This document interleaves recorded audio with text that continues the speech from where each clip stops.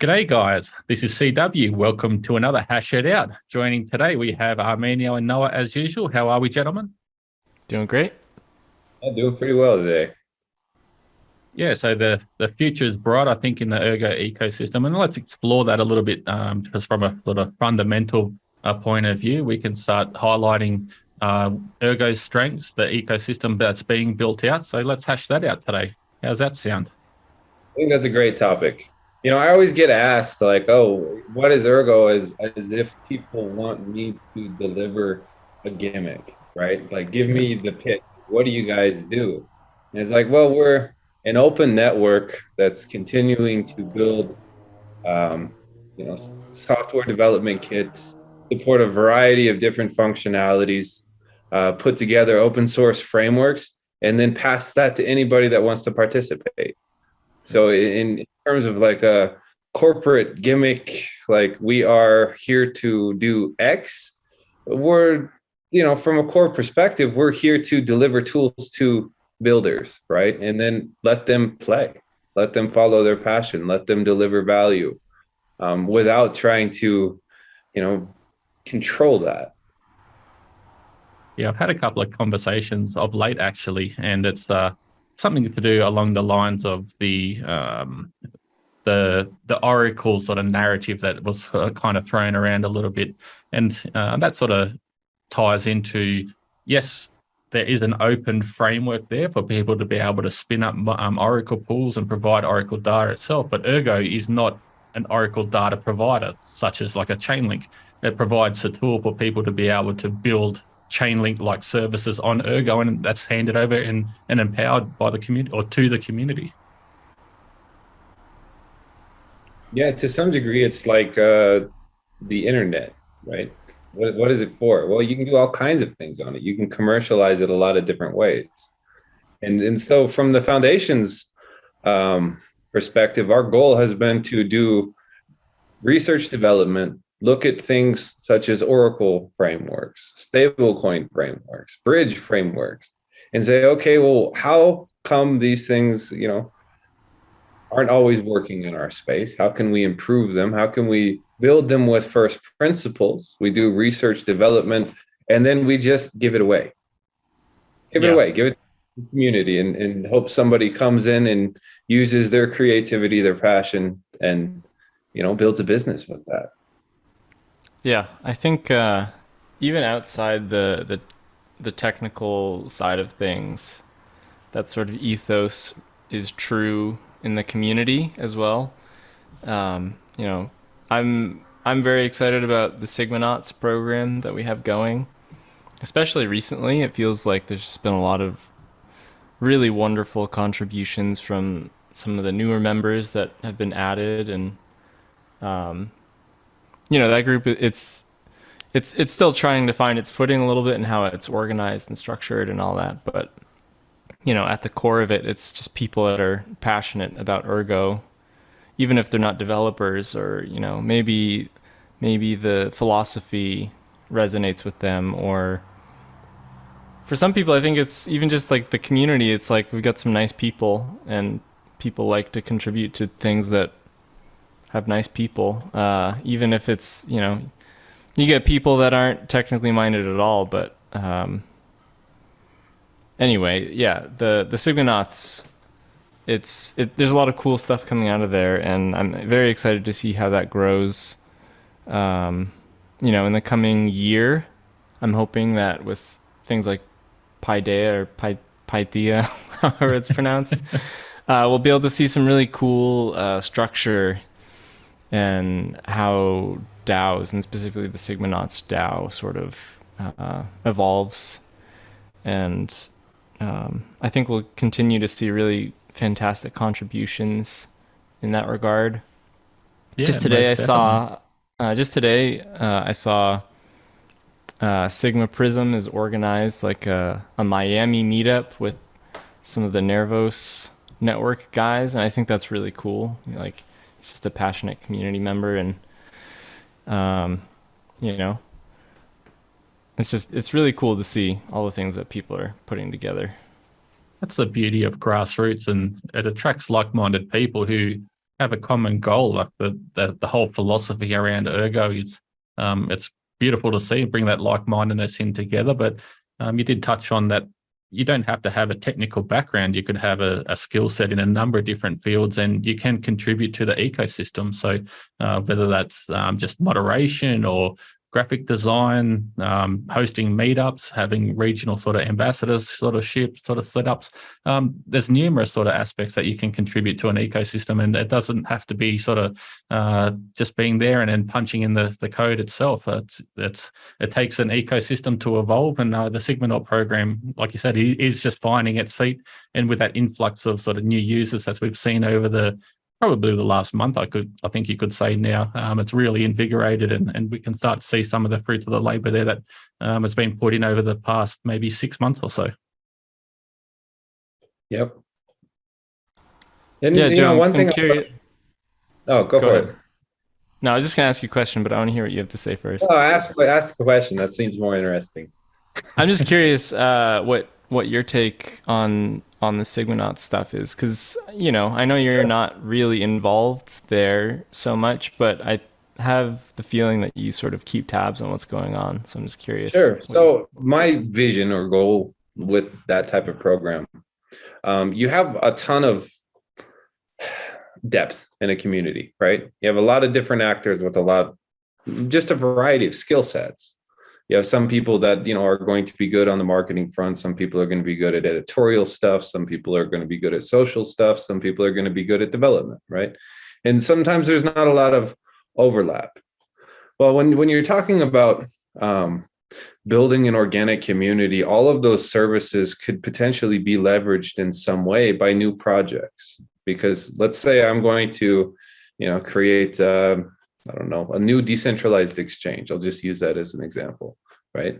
And so I'm a developer, and usually developers have a skill set, but you really need a broader team to bring a project to market, right? You need a broader team to be able to run, social channels and marketing and, have contacts and build business. And it's oftentimes a hurdle or a barrier of entry that even if somebody has, let's say, the skill sets to actually build something, to get that off the ground and create a project and plug it into a community is actually quite a heavy lift, right? And so what happens a lot of times in our space is it's outsourced. You get seed investment from some firm that brings in kind of external actors that really don't know what the hell they're talking about in most cases. Like, they're not familiar with the ecosystem, and so they come in and they build something, and suddenly oftentimes it like closes the door to competition, right? And what I would love to see is just a group within the community that can help white glove a variety of services, and potentially even with an incentive, right?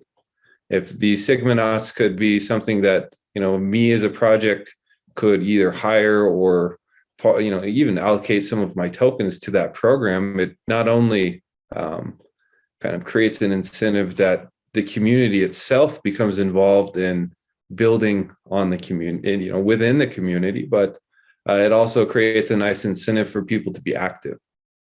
And I do think that if you were to really build out not just one, but perhaps even a couple of groups that helped projects in the ecosystem, what we would find is the type of quality that active members of the ecosystem want to see.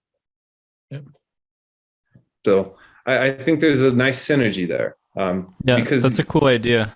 You have to pull resources from somewhere. Why not pull it from within the Ergo ecosystem?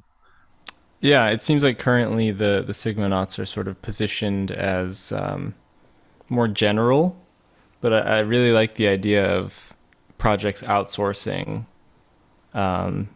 skill specializations to, maybe the Sigmanauts DAO could have like a marketing specialization team. And yeah, that's a really cool idea. I like that. Even if you were to take it in like auditing, social management, there's actually a ton of services that somebody needs to do, right? And it's usually incentivized by projects well, how cool would it be if we could engage community members and use them? And the reality is, I think that if that system could develop, when you do have projects in crypto that just throw off a ton of red flags, which do exist, right? I'm sure that'll even happen in our ecosystem.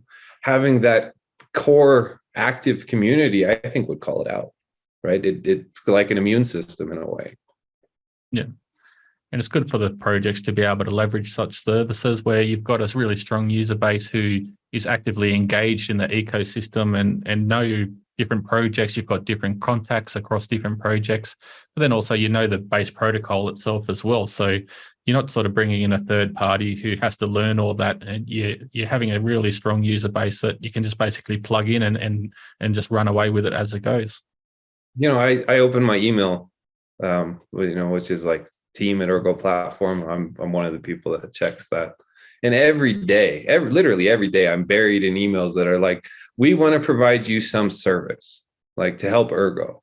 We want to provide you some service to help Ergo. And I'm sure that every project in the space gets the same. Well, why would we want to farm that out when we have a talent depth in the community, right?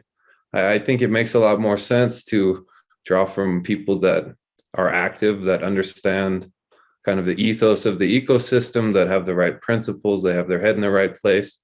And, the bottom line is there's already a market for that. So, passing that on internally, I think it is quite neat. Now, the downside to that, because everything has a trade-off, is, it is a potential to create like a walled garden, within an ecosystem. I think we've all seen that in crypto. And hopefully having something like Paideia, where you have open source DAO management, allows for competition, because competition is good.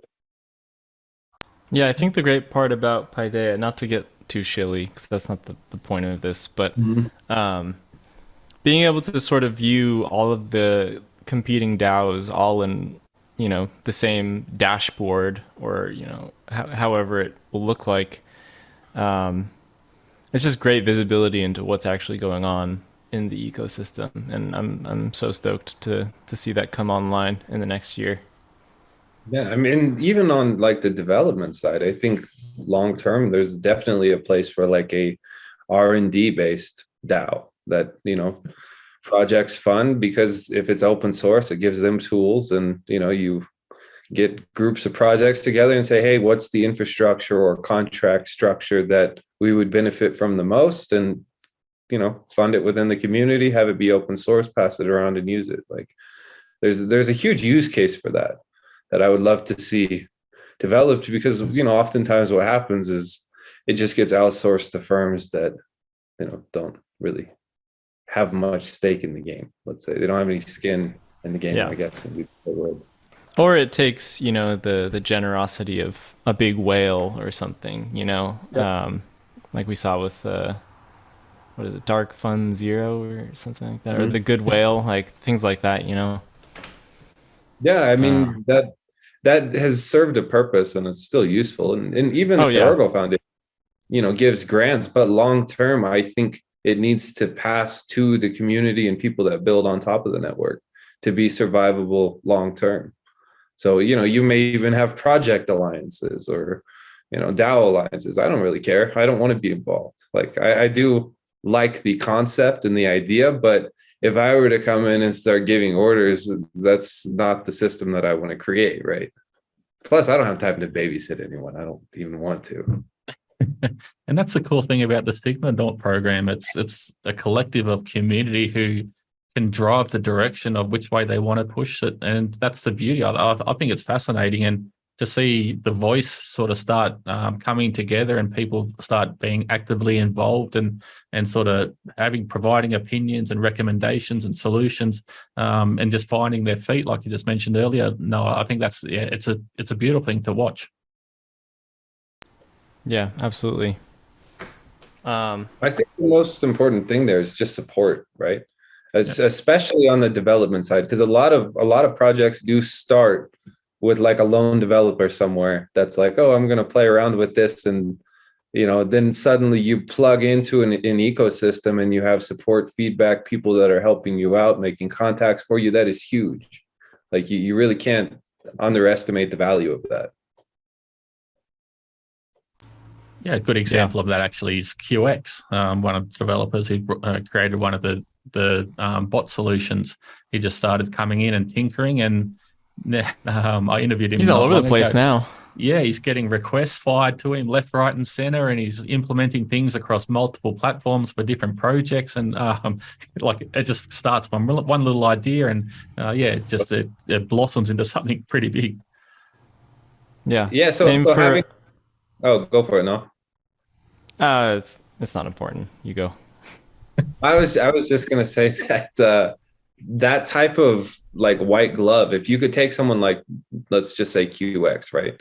And he wants to do something, and you have a variety of different specializations that suddenly you can just plug them into. Like it's going to be a force multiplier.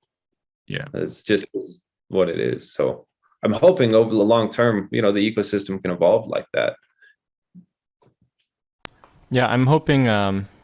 We've been talking about the merge for so long now, but there was a recent developer that came into the Ergo ecosystem named Qwin or Quawin. I don't I'll know. say Qin.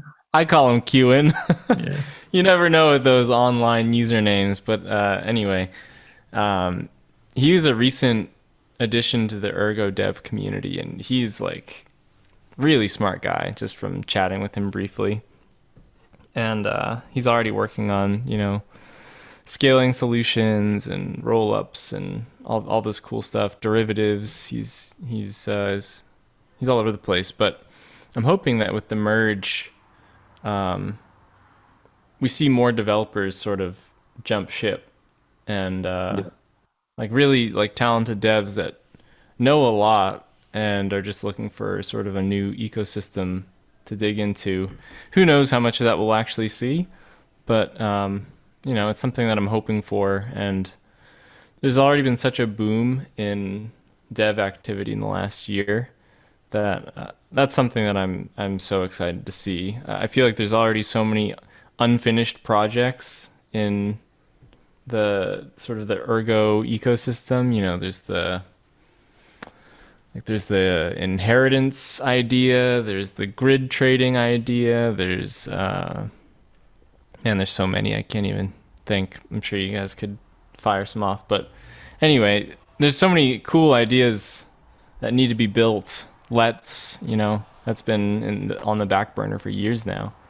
And that's something I'm really looking forward to in the future. One thing that go for it. I was just going to say, like with an influx of miners, it brings in a multitude of different actors into the ecosystem. So you've got users and developers, community members, and basically it's in their interest to build out an ecosystem. And I think that was one of the big driving forces through the last bear market was the miner base who stuck around with Ethereum and built out DeFi, the first users and the first operators and things like that. So seeing an influx of like-minded people from that sort of side of the industry who may not have the same mindset that they did necessarily with the direction that sort of Ethereum's taken, and they're looking for a new home. So I think Ergo is pretty well positioned there and to offer all the services that and then the utility for them to be able to build out systems like that. Yeah, what I was going to say is I don't really believe in magic here, right? There's two things that we need to just push for as a community, and it's already in development. The first is open source frameworks, right? And that's one thing I have to say I really respect and love about the Ethereum developer community, especially like going back in time, is they did a great job of demanding open source, right? That was a very strong ethos in that community that led to basically it being what it is today. I think if everything were closed source, privately funded stuff, you would not have anything like what you see today in terms of just the I don't know, the broadness of development that you see there. The second is tooling, right? And to some degree, it does kind of break down to like the SDK. And I think what Nemo is putting together with Fleet, where you have a JavaScript based app kit essentially, that's going to be huge. And so I don't know when the delivery on that is going to be. I would imagine, what end of the year probably is a guess, but that's for me, not from actually someone building it. So, soon. once that's, yeah, soon. So once that's out, then it's a matter of building tutorials, open source frameworks around that. And suddenly the barrier of entry just got way lower. So really, there's no magic there, right? I know that when you're talking about programmability and blockchains, sometimes people like to, I don't know, lose sense of reality. There really is it's open source frameworks and good SDKs will take you wherever you need to go. Yeah, often the things that aren't sexy that sort of developed on the back end, which allows the developers to build all the sexiness into the ecosystem. Yeah, so my hope is we can put those two things in place: open source frameworks, easy to use SDKs with a lot of documentation, and then we have a community to plug them into, to where if one person comes and they have a good idea, they now have the resources to do something with that, right? Yeah. It's a builder's vision, I guess. And a lot of times in crypto, what we're seeing nowadays is just outsourced, paid for, and then plugged in. And I don't know, it's corporate. Yeah. What else can you call it? It's just corporate. So I think having things come from within the community and that kind of organic blossoming at this stage is one of the most important things we can do as a network. What do you guys think? I mean, maybe this is more directed at Joe, and even then, you're not Kushti, so sure. I understand if you can't answer. But as far as the future of the core sort of protocol of Ergo, not the community, not the apps, not the projects, where do we see 5.0s on the horizon? Mm-hmm. How about after? What's sure. Sort of that's a good question. In terms of the core protocol, I think one thing that we're going to need to start doing research, development, and testing in is going to be sub-block confirmations. That way people get more of the user experience that they're used to, but there's trade-offs there we have to be kind of aware of. So I don't think that will roll out immediately. I think that will be kind of a R&D quest, kind of like 5.0 was. That actually has been in kind of the skunkworks division for over a year, with private testing and improvement. And so we have some research that's been done, but in terms of like practical development, that's still on the way. Now, one thing we can do in the short term is work with scaling, right? And ultimately, when you're talking about truly decentralized network, it all comes down to compression, right? Because you're always going to have the network bandwidth that's going to be the bottleneck. So then it's a matter of how can you have as small a footprint as possible and as much, computational processing as possible in that small footprint. So NepoPals will be big, scaling solutions will be big, and there will be some, organic bottleneck that we hit, and then the system will have to slow down, and to some degree, the fees will become more of a factor than they are now. I don't think we'll ever see the gas style, let's just say, costs that the Ethereum ran into. But at some point, these networks should congest, in my opinion. That means they're being used, right? I do think there's a couple of things we can do to kind of delay that and make things as usable as possible, but ultimately it's going to come to scaling.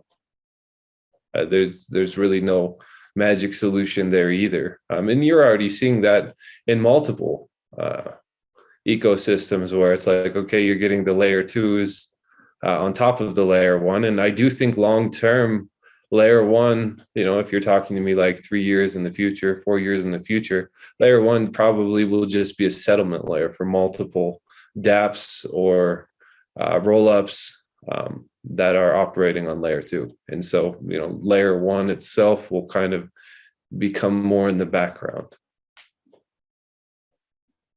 Yeah, I've had a couple of conversations in regards to scaling of late, and the sort of the research approach that Ergo's taken in development has allowed multiple sort of different solutions there on that front.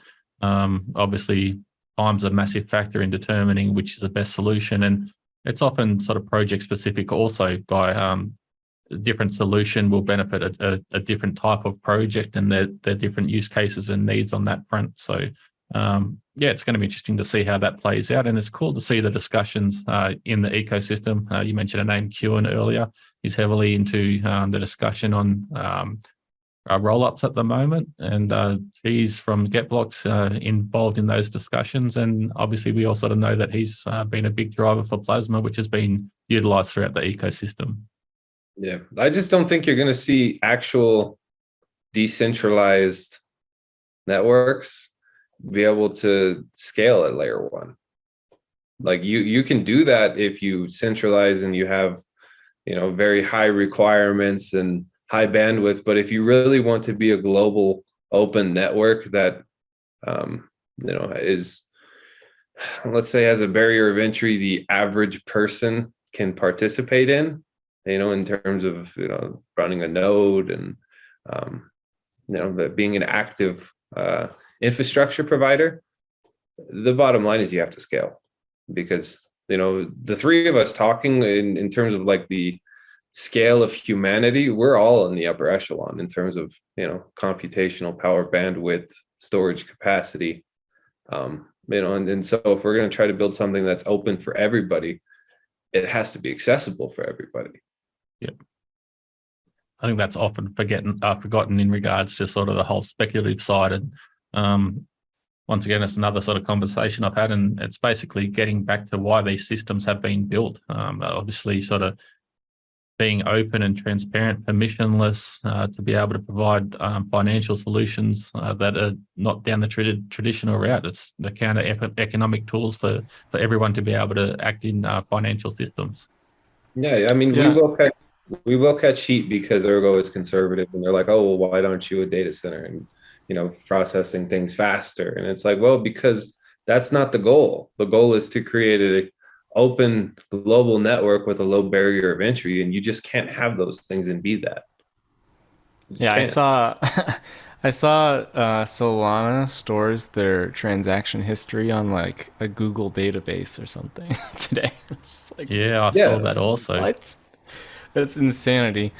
But anyway, sort of in that same vein, I watched the Mr. Stalfelga interview the other night where he was talking about Mosaic and the sort of conversation around like mobile UI and accessibility to the ecosystem in a mobile way, giving developers who aren't front end developers, but they're skilled in back end and you know, things like that. I think that's something to look forward to in the future, is how our mobile ecosystem gets built out, because that's where the real accessibility is, like you were saying, rather than people who have nice shiny computers in the background like CW does. You know, most people in the world just have a cell phone, and Yep. yeah, it'll be very, very interesting to see how that plays out in the next year or two with Ergo Pay, and I'm sure we'll see all sorts of new things pop up that don't even exist yet, as far as mobile solutions for interacting with the apps, and that'll be really cool to watch. You know, we might even need like one solution that everyone's going to run into on the mobile side, unfortunately, is the barrier of entry, you know, the Apple Store or the Chrome Store. And, you know, who knows, maybe at some point we'll see an application that allows you to locally download other applications and run them locally on your phone. That would be a pretty cool thing to see. That way you could load into that application without having to go through the, you know, gate, let's say. But yeah, Apple's tough. I have an iPhone, and you know, I love the user experience, but there's certain things that are just makes you want to tear your hair out. I've never owned an Apple product for the above reasons, basically, and it just doesn't bode well with me and my sort of mindset and philosophy. But yeah, hear great things about the UI front of thing, but what's the trade-off in that respect also? Yeah, well, I mean, a lot of people have them, so Yeah. It's if we want accessibility, you can't ignore it. Yeah. Yeah, it's interesting to watch how that's going to happen. You're going to have like the mobile environment, you're going to have the light browser environment, and then you're going to have the old school desktop environment. Yeah. And even there, it's like you have the desktop wallet versus the full node wallet versus the full node UI wallet versus the extension wallet. You know, there's a lot of options there. But if you look at like just a mobile phone that's say 5 years or even 10 years old, they're still pretty powerful devices to be able to run like D apps and integrate like a wallet with like a mosaic system where you can sort of plug different dApps into that mobile experience. It doesn't, I wouldn't imagine it taking too much computation in regards to being able to run all this sort of stuff on that, especially with like the compression techniques such as Nipper powers and like SPV clients and things like that. Yeah. It gets complex, you know, depending on the version of software that, you know, the operating system that the phone has and how old it is. You run into the same thing on the desktop side too, if you're going like full local application. But yeah, I think there's a huge future there. You know, I think compression techniques and NIPO powers are going to be big in terms of having a phone that you're not connecting to some server somewhere that can identify your IP and potentially censor you. You're communicating with the P2P layer of a blockchain. Like that's going to be neat to see. Yeah, pretty amazing to see the possibilities of this technology and then ultimately everything come to fruition and being operational in that respect. Yeah, we've got a lot to grow, you know, in terms of just future development path. We got a full plate. You know, it's exciting to me. You know, there's a lot of systems out there that, in terms of like their core capabilities, they're past their prime, right? And I think that for the most part, Ergo is still moving towards that. If anything, we're still in like childhood phase. So I'm excited to see how we mature and how the ecosystem develops, because potentially we could deliver a lot of neat tools and do a bit of good. Yeah, I know we've been sort of beating the mining horse to death, but I feel like we should at least mention it here. You know, you guys, I think both of you have mined. So, you know, what are your thoughts on what mining looks like in the future, just as far as the tools, not necessarily the hash rate and all that. We've talked about that, but just the user experience of mining and sort of what you're able to do as a miner. I think, I was just going to say, just in regards to sort of accessibility for the proof of work side of things, utilizing consumer grade hardware, just from a regulation standpoint, like I think that's a major benefit, being able to sort of just go down to your local store, buy a graphics card and interact into these systems. I've seen actually a couple of cool clips running around on Twitter actually, and it's basically a mock hybrid sort of hydro setup, and they're basically using that to power an ASIC miner, which is then connected to sort of wires run through a tree, and they're mining Bitcoin in the middle of a forest somewhere. So people like get on their sort of high horse and saying that they're going to shut down or ban proof of work mining, and it's like you've got someone doing that, you've got someone else running a generator that's being fueled by old cooking oil, and that's just running in a shed, and they're mining Bitcoin. Like things like from the resilience of these platforms and people throwing around the narrative that, like say, proof of work is going to be banned in that respect. It's just like you look at things like that and the ingenuity of people and the way they will sort of want to build out these things, and it's like it's pure genius in my opinion. Yeah, I've always seen it kind of like when we had an asset-backed economy, right? It's like a gold miner, right? And then at some point it would become like a core reserve, and you would have derivatives built on top of it, and then services built on top of that. And so I've always thought that like the ideal long-term future for proof of work mining is as kind of like a core financier in terms of like DeFi and bootstrapping, an ecosystem. Now, whether that's, within the network itself, or perhaps even one day locally, right? It's kind of like you have the ability to take that value and then build on top of it. So, seeing things like get block and having at least the idea that we're going to, move towards a miner-based decentralized financial system on Ergo versus, Ethereum kind of had that, but it was more like arbitrage and flash loan related versus actually building something with more sustainable value versus just kind of arbitraging the market. Yeah, the whole MEV aspect of it, building out the resilience of a DeFi actual system, and it comes down to economics with the supply and demand side. Miners control the supply side, and I think that's often forgotten in regards to cryptocurrency and especially proof of work in that respect, because they control the liquidity in the market, essentially what gets injected and sort of what gets taken out also. I would love to see, like, let's say 3 years in the future, where a lot of miners are mining ERG, but instead of just using that as a direct off ramp, they're putting it into the ecosystem, creating value, and then pulling from that value to cover their costs. Yeah, like that would be pretty cool to see. Yeah, definitely. We all know that, like I just mentioned, they are the supply side, so they're the first ones to interact with an ecosystem, whether that's through direct liquidity by providing that liquid or injecting that liquidity into an exchange or into the ecosystem itself.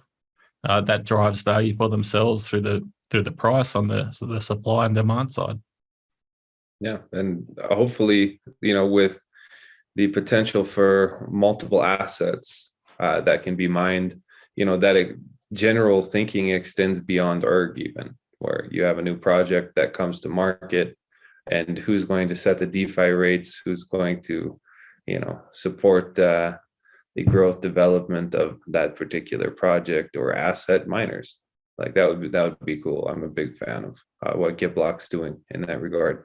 And we still haven't seen a project solely launched via work, right?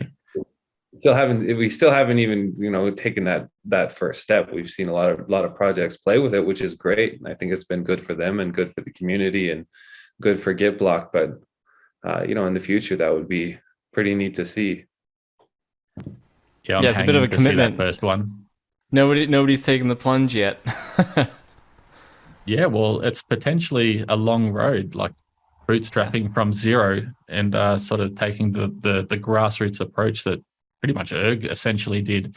The cool thing about it is it's already sort of being bootstrapped by a community who's already involved. It's not bootstrapping sort of from zero. Yeah, I think for a lot of projects, it makes more sense to do something like ErgoPad, just because you get that instant influx of development funds. I think it would take a very specific kind of project. Maybe, this just popped into my head, but if Ergo Nation were to ever tokenize for whatever reason, like that strikes me as a project that would be a good fit for like from zero proof of work launch. I have no idea if they'll do that or not, but a project that doesn't require huge development costs up front. I think we'll see somebody do it one day. Yeah, someone will one day. I'm looking forward to it. Yeah. Yeah, and who knows what the future holds, especially from the mining point of view as well, because we might see, or I dare say we will see an influx from the merge side of things.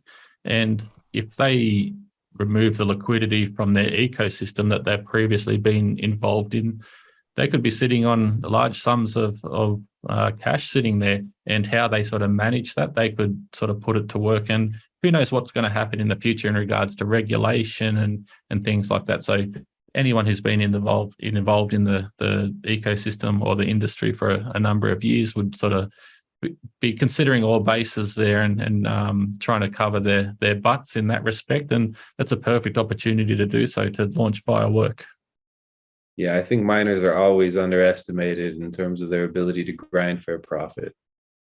Like 100% of the time that people underestimate that crowd, whether it's they're going to build, either locally or on networks. So I wouldn't underestimate that crowd as they come in. And even the Ergo miners that we have now, look at GitBlock, where they come from, same thing. Yeah. So. Yeah, another thing I'm hoping to see is sort of, I think we've touched on this in the previous episodes, but the idea of like a light mining setup where, all the like off-chain execution bots, like with Spectrum, and I think Paideia will have them too. And I'm sure other projects, if they want to actually be decentralized in the future, they'll need some off-chain verification as well. As we grow, it'll be great to see platforms that make that really easy, where it's just installing what's the word, like a plugin to your dashboard or something, and then you could be light mining multiple projects. Or if you're a miner, maybe it's built into your mining software or something, like that'll be really cool to see. Yeah, it can open up a whole new marketplace. You need people you need to incentivize people to run these services and to decentralize the network itself. And you could see an open market for these sort of product. It'd be interesting to see how that side of it develops, like you mentioned. Yeah. No, it's potentially big. You could even, potentially plug that into some scaling solutions. Like there's a lot of services in this industry that are externalized, and there's a big use case to internalizing them. The same, as we were talking about with the Sigma program. Yep. Come full circle. Yeah. I mean, the reality is the main reason decentralization is not popular is because it's inconvenient. It does require an incentive and a set of actors that are willing to be engaged. So I think if we can pull from within the community as much and grow that community, we are decentralizing as a community. Yeah, a good example of that always comes to my mind is sort of the running locally side of it, or sort of letting these other entities sort of run your life. I'd just it's like a Google photo sort of setup or something along those lines, where you just send it off into the cloud and everything's managed on that side of it. You log into your account, everything's available there. And then on the flip side of that, if you were to run it locally, you have to have like a NAS set up that you've got to manage and keep it up and all that sort of side of it. So I think that's a good little analogy in regard to sort of running that sort of, or having that localization to then build on that, the decentralized in this respect. Yeah, I've said it a bunch of times. Decentralization is collective localization, right? And ideally, if we can incentivize localization, so much the better. Definitely. We've been going on now for just on 3/4 of an hour, gentlemen. Is there any last words you want to have to say here in regards to sort of the future of the Ergo ecosystem as a whole? Sure. I'll say that everybody has value, right? And everybody has a certain skill set. It's just a matter of finding that and plugging that in. I think there's great depth of that in our community. It's just a matter of kind of organizing it in a way that makes it searchable, accessible, and then be able to plug into places. And I'm happy to see that naturally develop. Yeah, I'll say if you have an idea, even if you aren't sure it's a good one, It doesn't hurt to speak up and share your idea with the community. It can be intimidating to share an idea if you don't know if it's a good one or not. But a lot of the time, people that are outside of the, the box that our community is living in will have new ideas, and for the future or for new ideas to come into the ecosystem in the future, outside perspectives are super valuable. So speak up.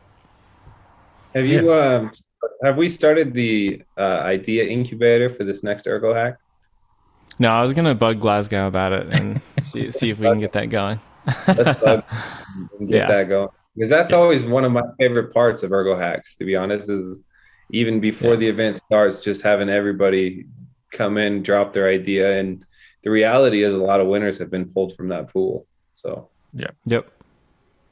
it's a great way just to stems from an idea. Like we know a number of projects have sort of taken out the Ergo hacks, and not the person with the initial idea doesn't have a development background, but the thought process and the project itself had like-minded people come in and then flush out the idea and ultimately have a proof of concept by the end of the Ergo hack, and then ultimately deliver a project that's in development currently, or if not sort of launch at this stage.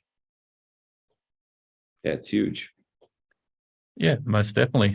It's exciting times, to be honest, because if you just take the growth of the ecosystem, both on the community social side of it, but then also the development side, and just look back over the last 12 months, I think we've seen significant growth. And to see where we're going to be positioned in another 12 months from here, who knows where we're going to be? It's exciting times ahead, I think, for the Ergo ecosystem and the industry as a whole. Yeah, definitely. All right, guys. Well, thank you very much for tuning in for another Hash It Out. Gentlemen, it's been a pleasure chatting once again, and we'll see you next week. See you next time. Take care, guys. Have a good one.